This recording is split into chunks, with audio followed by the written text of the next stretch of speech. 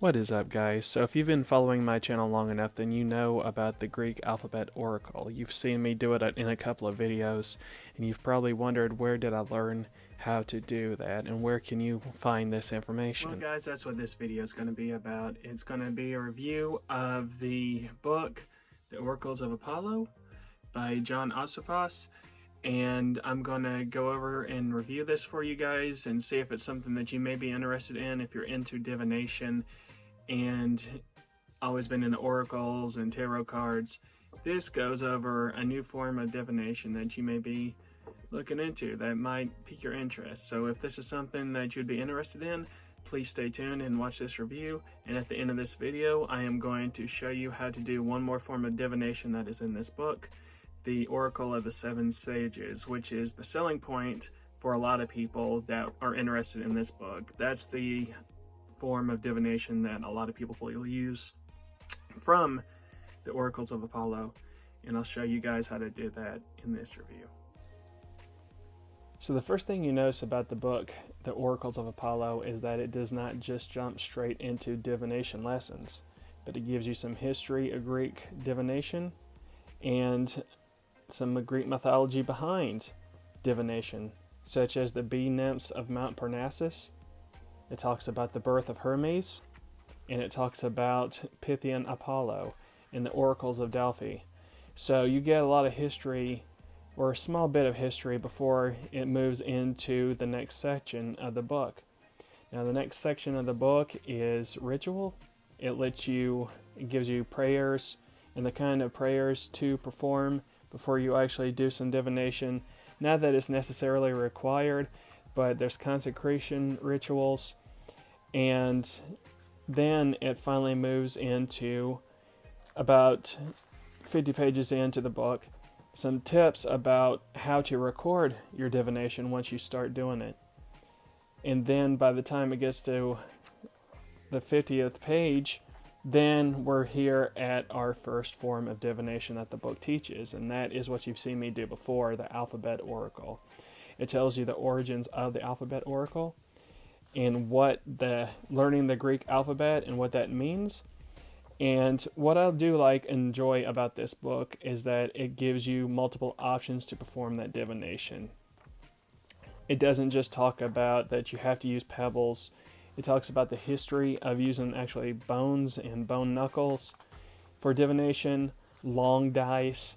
It talks about using just dice in general, the coin method, and the 24-sided dice. And yes, with that said, you can use D&D D24s to perform this kind of divination.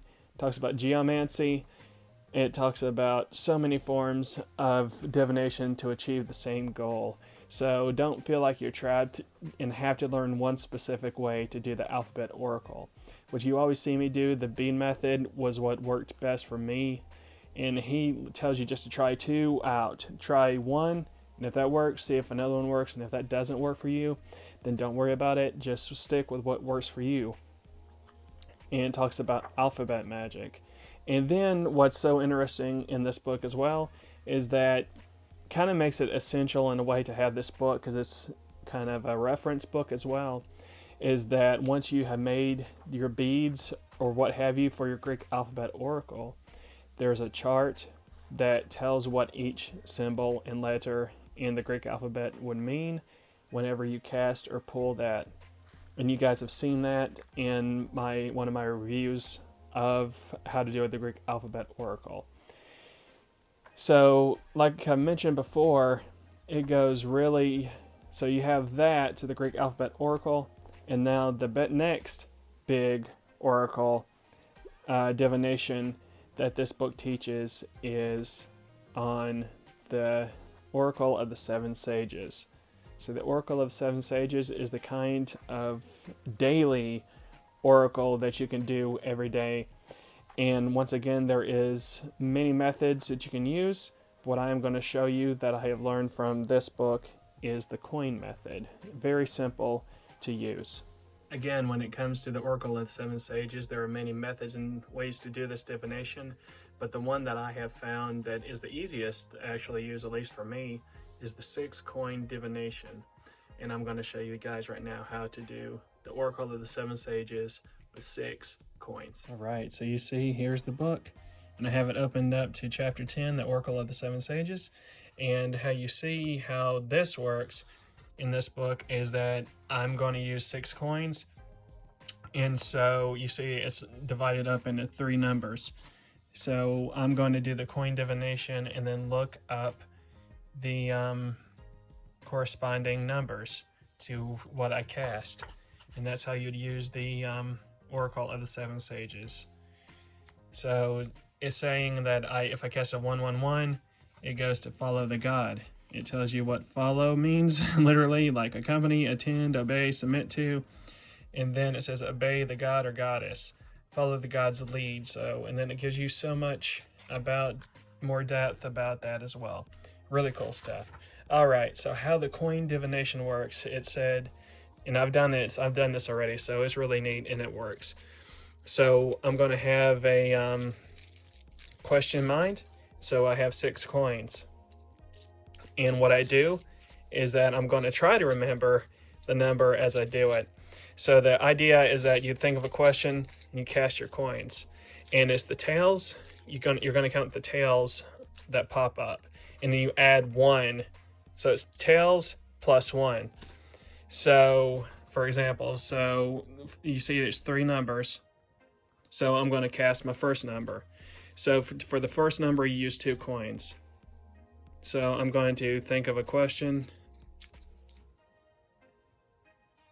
Okay, then I cast my coin. So you see what we got.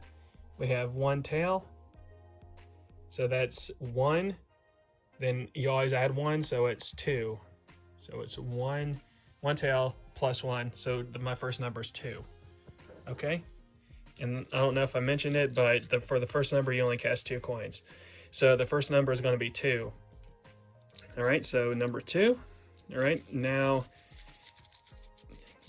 for the second and third number, you cast all 6 and count the tails again. Okay, bringing that in here.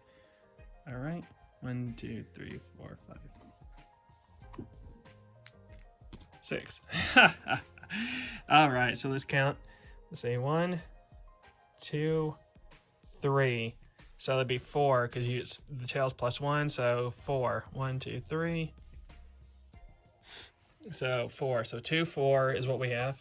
Okay, and then the final number.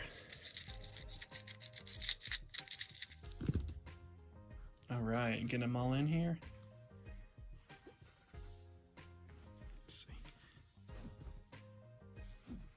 1, so that'd be plus 1, so 2.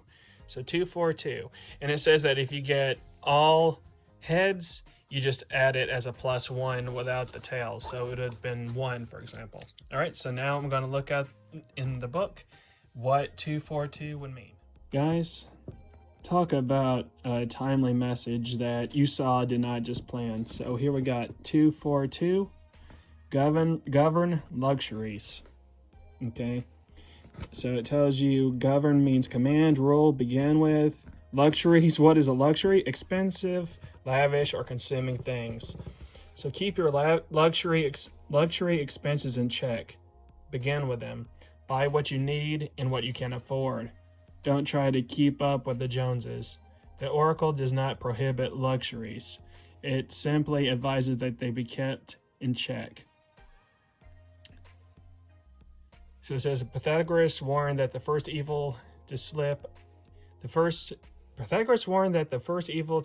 unseen into houses or whole cities is luxury.